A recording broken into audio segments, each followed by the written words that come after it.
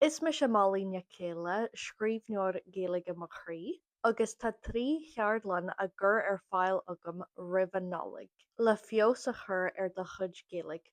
Ní chaighfidh tú fanart go dtí an bhliain uair. Beidh na ceardlannaí seo ar siúl ar an sathairn ar líne.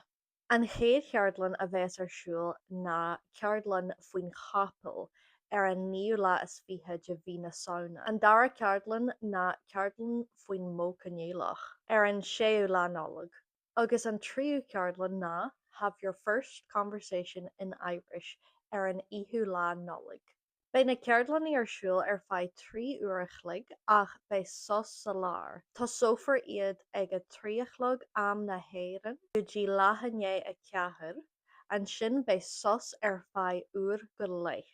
An sin beidh muid ar ais ag a 6 go dtí leathanné a seart. Sin am na hÉireann. Tá 5 € ar na ceardlannaí seo, agus níl ach fiche spás ar fáil mar sin John Jeffer. Té ag gaeilgeamachraí.com anois.